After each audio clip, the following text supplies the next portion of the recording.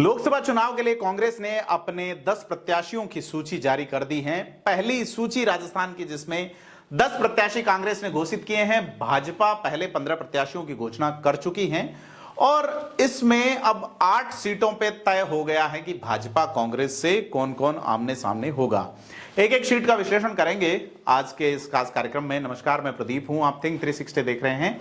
आपसे अपील है कि आपने अब तक हमारे चैनल को सब्सक्राइब नहीं किया है तो सब्सक्राइब जरूर करें। तो यह चुनावी माहौल जो है अब जम गया है राजस्थान में। राजस्थान रणक्षेत्र रहा है पुराने जमाने में जब तलवारों के युद्ध हुआ करते थे, लेकिन रणक्षेत्र से कम नहीं है अब, जबकि बैलेट से युद्ध चलता है। बुलेट वाले युद्ध में भी राजस्थान के रणबांकुरे खां साहब भारी पड़ते हैं, लेकिन यह बैलेट वाला यानी कि ईवीएम पर अंगुली से बटन दबाने वाला जो मुकाबला है, इसमें भाजपा और कांग्रेस के बीच कौन भारी पड़ेगा। सबसे बड़ा मुकाबला, रोचक मुकाबला, जहां अशोक गहलोत कांग्रेस के सरमाएदार राजस्थान के नेता, जिनकी साख दांव पर होगी इस बार जालोर सिरोही से। पिछली बार साख दांव पे थी जोधपुर से। मुख्यमंत्री रहते हुए अपने बेटे वैभव गहलोत को तमाम मशीनरी, तमाम नेता, तमाम मंत्री, विधायक लगा के भी 2,74,000 वोटों से हारने से नहीं बचा पाए थे अशोक गहलोत। इस बार सरकार पास नहीं है, सत्ता नहीं है, अशोक गहलोत खुद चुनाव नहीं लड़ रहे। ऐसे में क्या वैभव गहलोत अपने गृह क्षेत्र से करीब 200-250 किलोमीटर दूर और सुदूर 350 किलोमीटर दूर तक के मतदाताओं को कैसे लुभा पाएंगे, जिनकी भाषा, जिनकी बोली किंचित गुजराती से मिलती हैं? कैसे वैभव गहलोत उनकी समस्याएं और उनके प्रॉब्लम्स को सुन पाएंगे और समझ पाएंगे, और कैसे आश्वासनों पे लोग भरोसा करेंगे जो कि स्थानीय की मांग कर रहे थे? वैभव गहलोत और लुंबाराम चौधरी के बीच में सीधा मुकाबला होगा या त्रिकोणीय संघर्ष होगा? बड़ा मामला यहां जालोर सिरोही पे देखने को मिलेगा। गुजरात से सटी हुई सीट है। 8 विधानसभा सीटों में से 5 सीटें जो है वो सीधे तौर पे 8 में से 4 विधानसभा सीटें ऐसी है जहां कांग्रेस हारी है और बीजेपी ने विधायक बनाया है। 3 सीटों पे यहां पे कांग्रेस है, रेवदर, रानीवाड़ा और भीनमाल में, और 1 सीट जहां की निर्दलीय है, जीवाराम चौधरी।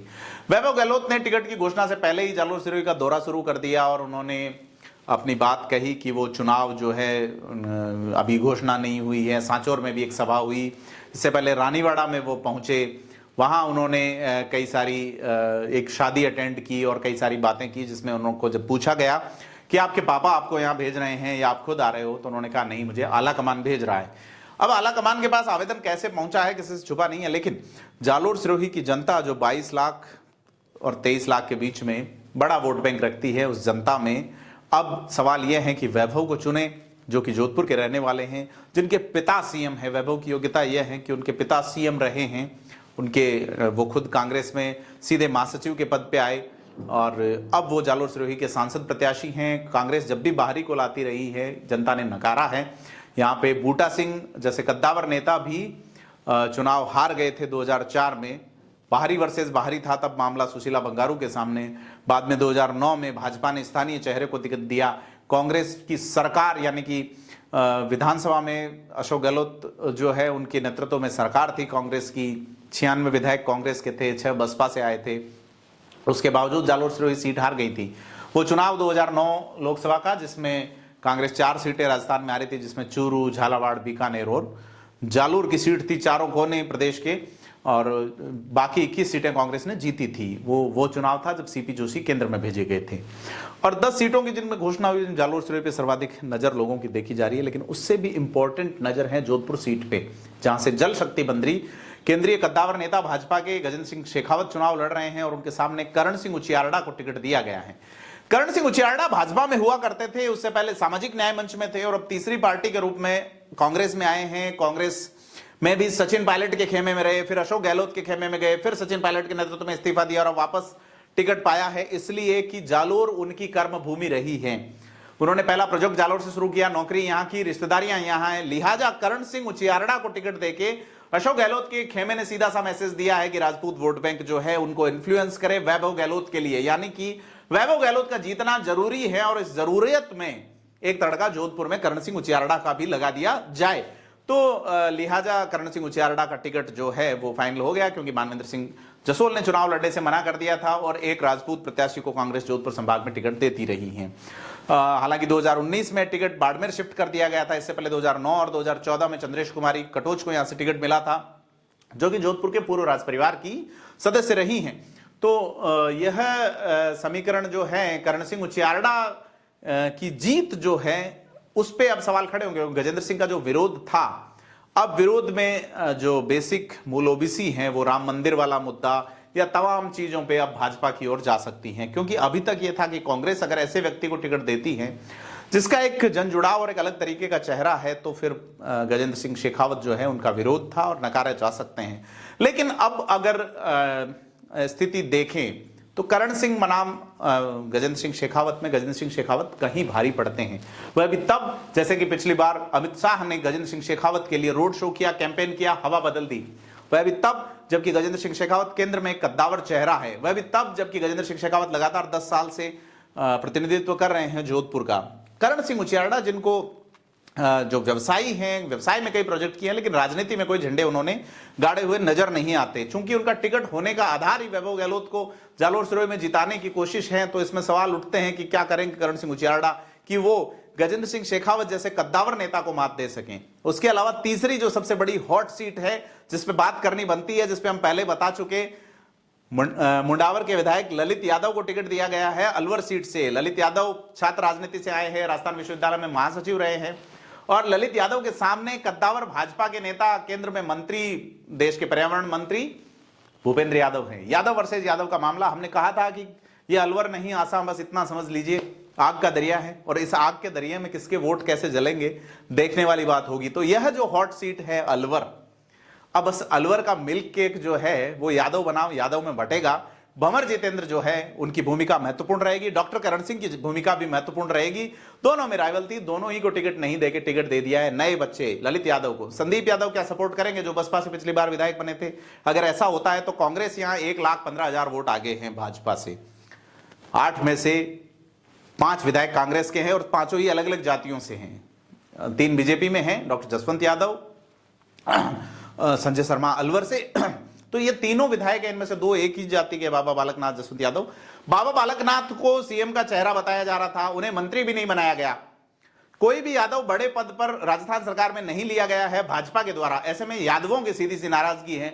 स्थानीय नेतृत्व को, यानी राजस्थान के कई नेताओं को लगता है कि केंद्र की ओर से भूपेंद्र यादव जो है वो राजस्थान में एडजस्ट किए जा रहे हैं। ऐसे में कौन से नेता की जमीन खिसकेगी, यह अंदरूनी वारदात माहौल चलेगा। किरोड़ी मीणा, जिनके लिए लॉबिंग थी कि उन्हें मुख्यमंत्री बनाया जाए या कम से कम उप मुख्यमंत्री का दायित्व तो दिया ही जाए, उन्हें केवल कृषि मंत्री बना के एडजस्ट कर दिया। इस सीट पे उनका भी प्रभाव है।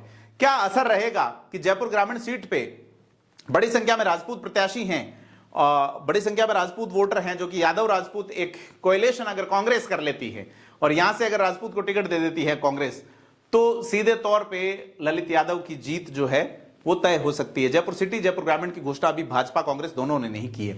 लेकिन अगर एक और हॉट सीट की बात करें, जहां से केंद्रीय मंत्री यानी केंद्रीय विधि मंत्री अर्जुन मेघवाल चुनाव लड़ रहे हैं, लगातार चौथा चुनाव लड़ रहे हैं।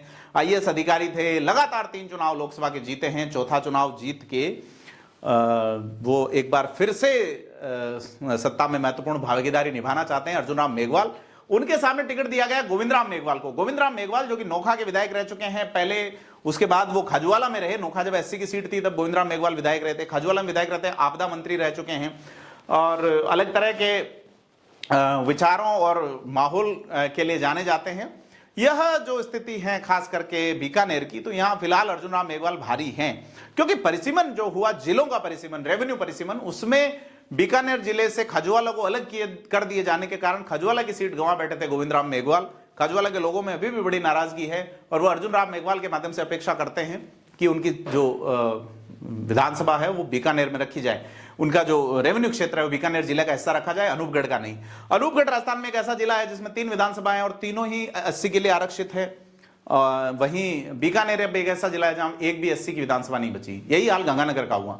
तो एक सोशल पॉलिटिकल डिसबैलेंस जो खड़ा हुआ, उसकी बड़ी वजह गोविंद राम मेघवाल को माना जा रहा है।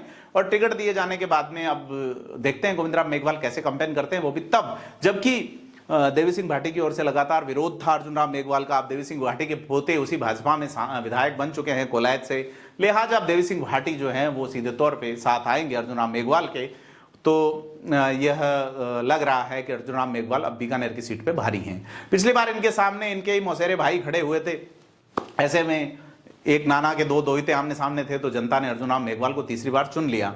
राजस्थानी वाले मुद्दे पर ट्रोल होते हैं, राजस्थानी को मान्यता दिलाने का दावा किया था, अभी तक अर्जुन राम मेघवाल उसे मुकम्मल नहीं कर पाए हैं। वहां जाके हिंदी ही बोलते हैं और हिंदी की ही पैरवी करते हैं, तो जनता में थोड़ा रोष भी है, लेकिन अर्जुन राम मेघवाल के लिए बड़ी चीज नजर नहीं आती। देश के विधि मंत्री हैं। एक और हॉट सीट बन चुकी चूरू की बात करनी बनती है। राहुल कसवां, जिनके लिए हम पहले कह चुके कांग्रेस में जाएंगे, कांग्रेस से टिकट पाएंगे, कांग्रेस में गए और कांग्रेस से टिकट भी पा लिया। राहुल कसवां जो है उनका मुकाबला होगा Devendra Jhajharia, gold medalist, javelin thrower. Devendra Jhajharia को लगता था कि वो तीसरी बार स्वर्ण पदक जीतेंगे, लेकिन उनसे तेज भाला श्रीलंका वाले ने फेंक दिया।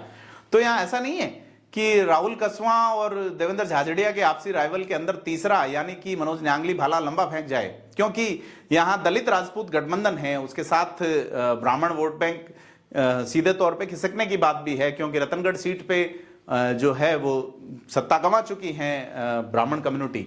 यहां 62 के बाद पहली बार सीट जो है गंवाई है भाजपा से ब्राह्मण ने। रतनगढ़ और सरदार साइड 2 सीटें हैं जहां ब्राह्मण विधायक रहते रहे हैं लंबे समय तक। भंवरलाल शर्मा रहे, अब उनके बेटे अनिल शर्मा है। वहां राजू रिणवा को भेजा गया था, लेकिन यहां से अविनेश महर्षि चुनाव हार गए। तो यह जो समीकरण है, इसमें बसपा हर बार बड़ी भूमिका निभाती है। 2 जाट आमने सामने होते हैं तो बसपा सेकंड रहती है नए परिसीमन में। 2014 का रिजल्ट आप देखिए, प्रताप पूनिया के सामने जब यही राहुल कसवां थे, तो दूसरे नंबर पे अविनेश महर्षि रहे थे। बाद में अविनेश महर्षि बीजेपी में शामिल हो गए थे।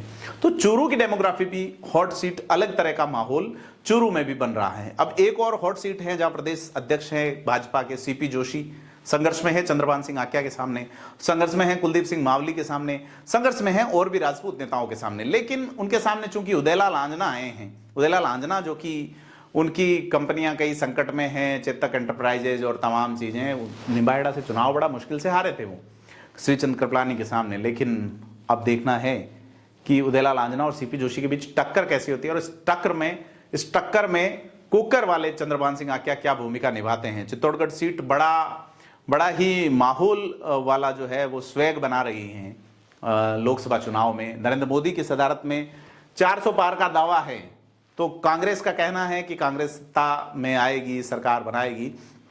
तो यह जो स्थिति बन रही है जालोर में, जोधपुर में, बीकानेर में, चूरू में, चित्तौड़गढ़ में, तो 10 सीटें कांग्रेस जो डिक्लेयर की है उसमें से एक झुंझुनू सीट भी की है, जहां पे ब्रजेंद्र ओला को टिकट दिया गया है। श्रवण कुमार जो कि झुंझुनू से चुनाव हार चुके, उनको भाजपा ने टिकट नहीं दिया, अभी झुंझुनू का टिकट डिक्लेयर नहीं है। ब्रजेंद्र ओला 71 साल के, इनके पिता लंबे समय तक सांसद रहे थे, शीशराम ओला। लेकिन यह एक ललित यादव को, ब्रजेंद्र ओला को इनको टिकट देने से अब कांग्रेस के विधायकों की संख्या जो है वो पुनर्चुनाव कराने जैसी हो जाएगी अगर ये जीते तो, और अगर नहीं जीते तो फिर विधायक तो बने रहेंगे ही। तो यह जो स्थिति बन रही है, खास करके टोंक सवाई माधोपुर सीट पे माना जा रहा था सचिन पायलट को उतारा जा सकता है, लेकिन यहां से हरीश मीणा को टिकट दिया गया है। हरीश मीणा पहले सांसद रह चुके हैं, फिर विधायक रह चुके, भाजपा से भी रह चुके, कांग्रेस से भी रह चुके, राजस्थान पुलिस के डीजीपी रहे थे। इनके सामने भाजपा ने फिलहाल कैंडिडेट नहीं उतारा है। और इसके अलावा अगर अपन बात करें सीटों की, तो भरतपुर जो कि शेड्यूल कास्ट के लिए रिजर्व है, और यहां पे भाजपा ने रामस्वरूप कोहली को उतारा था, उनके सामने कांग्रेस ने संजना जाटव को टिकट दिया है। तो अब देखने वाली बात होगी कि किस तरीके से ये सीट जो है वो परफॉर्म करती है सीधे तौर पे। और उदयपुर की एसटी सीट पे कलेक्टर और आरटीओ के बीच में मुकाबला होगा, यानी कि कलेक्टर है ताराचंद मीणा को वीआरएस एक दिन पहले ही मंजूर हुआ और कांग्रेस ने टिकट दे दिया। इससे पहले बिना वीआरएस मंजूर कराए मन्नालाल रावत को टिकट दिया था भाजपा ने, उसकी आलोचना हुई, तमाम चीजों पे बात हुई। तो यह जो सीटें हैं 10 सीटें कांग्रेस बीजेपी जो है वो कांग्रेस 10 कर चुकी है, बीजेपी 15 कर चुकी है। तो इन सीटों पे, जैसे बीजेपी ने जिन सीटों पे डिक्लेयर किया है, मसलन कि बाड़मेर में अभी कांग्रेस ने प्रत्याशी डिक्लेयर नहीं किया है, वहां रविंद्र सिंह भाटी भी तैयारी कर रहे हैं। बाड़मेर के अंदर स्थिति यह है कि अगर रविंद्र भाटी खड़े होते हैं और राजपूत वोट अपनी ओर ले जाते हैं तो फिर कैलाश चौधरी के लिए संकट है। पाली में पीपी चौधरी के सामने फिलहाल प्रत्याशी डिक्लेयर नहीं किया है। चूंकि देश भर में राम मंदिर की एक लहर है और सीएए वाला मामला भी है, तो बाड़मेर में यह मामला पुरजोर तरीके से उठेगा, क्योंकि पाक विस्थापितों की संख्या बड़ी संख्या में वहां है और उन पे फोकस रहेगा। कैलाश चौधरी की भी सीट जो है हॉट सीट है, मंत्री हैं वो केंद्र में, और अगर कैलाश चौधरी एक बार फिर से जीतते हैं तो ये चुनाव बड़ा उनके लिए होगा। उनकी जो प्रमोशन है वो कैबिनेट मिनिस्टर में हो सकती है। बड़े जाट नेता के तौर पे उभारने की उनको कोशिश है। क्या होगा, सबसे पहले अगर अपन देखें इन सीटों पे तो जो डूंगरपुर बांसवाड़ा है जहां कांग्रेस ने डिक्लेयर नहीं किए और भारत आदिवासी पार्टी ने राजकुमार रोत को डिक्लेयर कर दिया है, वो जो सीट जहां पे भारत आदिवासी पार्टी का खासा प्रभुत्व रहा है, वो जो सीट जहां कांग्रेस के कद्दावर नेता और तय माने जा रहे प्रत्याशी भाजपा में शामिल हो गए राम का कहते हुए, वो जो सीट जहां रामायण के खिलाफ बयान देते हुए, रामायण के पात्रों के खिलाफ बयान देते हुए राजकुमार रोत अड़ गए थे, वहीं राजकुमार रोत भारत आदिवासी पार्टी में, भारत आदिवासी पार्टी के साथ कांग्रेस गठबंधन करेगी या नहीं करेगी। वहां के जो विधायक हैं कांग्रेस वाले वो रो रहे हैं कि साहब ये पार्टी हमारा बेस खा जाएगी। कांग्रेस को इसी तरह से खत्म होना पड़ा है देश में, उसके ही लोग, उसके ही गठबंधनों के चलते उनका मूल वोट बैंक खत्म हुआ। चाहे वो ममता बनर्जी वाला मामला देखो, चाहे शरद पवार का देखो, या रेड्डी जगमोहन रेड्डी का देख लो, तो यह जगन रेड्डी का सॉरी, तो वो यह इस तरीके से कांग्रेस से सबको ढील दी और ढील में पतंग कट गई। तो बाकी जो डिक्लेयर्ड सीटें हैं उसमें राजसमंद पे कांग्रेस बीजेपी ने अनडिक्लेयर्ड है, राजसमंद में बीजेपी कांग्रेस दोनों ने नहीं उतारा है। राजेंद्र राठौड़ को कहां एडजस्ट करेंगे, माना जा रहा था सीपी जोशी चुनाव लड़ेंगे भीलवाड़ा से, अभी डिक्लेयर नहीं हुए हैं।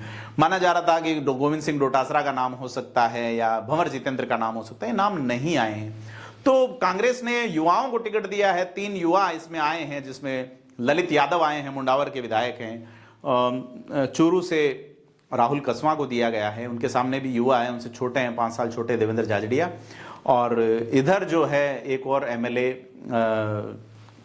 तीसरे जो है वैभव गहलोत को भी युवा माना जा रहा है कि वो भी युवा के नाते ही उसी कोटे से टिकट पाए हैं। तो अब 10 सीटों पे तो कमान खिंच चुकी हैं, मामले तय हो चुके हैं, मुश्कें कस चुकी हैं कांग्रेस की ओर से, 15 पे भाजपा की, 8 पे तय हो गया है कौन किसके सामने है।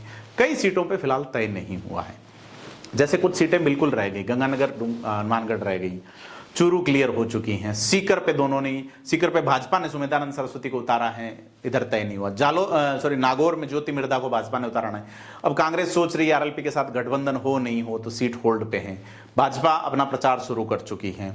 मसलन की अजमेर सीट है तो भाजपा ने भी नहीं उतारा, कांग्रेस ने भी नहीं उतारा, अजमेर से हार गए चुनाव यहाँ के प्रत्याशी जो हैं भागीरथ चौधरी। तो क्या यहाँ भागीरथ चौधरी को एक बार फिर से मौका दिया जाएगा या यहाँ सतीश पूनिया को भेजा जाएगा? जयपुर ग्रामीण सीट पे दोनों ने नहीं उतारा, जयपुर सिटी सीट पे नहीं उतारा दोनों ने। तो इस तरीके की ये जो सीटें हैं, जिसमें करौली भरतपुर हो चुकी है, धौलपुर सीट पे आप ये देखिए, झालावाड़ में दुष्यंत सिंह को उतारा जा चुका है, उनके सामने कौन कैंडिडेट होगा अभी तक तय नहीं है। कोटा में ओम बिड़ला उतारे जा चुके हैं, प्रहलाद गुंजल का नाम चल रहा है पर उन्होंने इनकार किया है। तो यह स्थिति जो बन रही है, अशोक चांदना का नाम चला था कि कोटा से उतारे जाएंगे, अभी तक नाम नहीं आया। तो कांग्रेस के कद्दावर नेता चुनाव लड़ने से बच रहे हैं, भाजपा अपने कद्दावरों को उतार रही है। तो इन कद्दावरों में राजेंद्र राठौड़, सतीश पूनिया होंगे नहीं होंगे, तमाम चीजें हैं। लगातार हम विश्लेषण करेंगे, आपको अपडेट करते रहेंगे, रूबरू करवाते रहेंगे। आपसे अपील है कि आपने अभी तक अगर थिंक 360 को सब्सक्राइब नहीं किया तो सब्सक्राइब जरूर करें। धन्यवाद।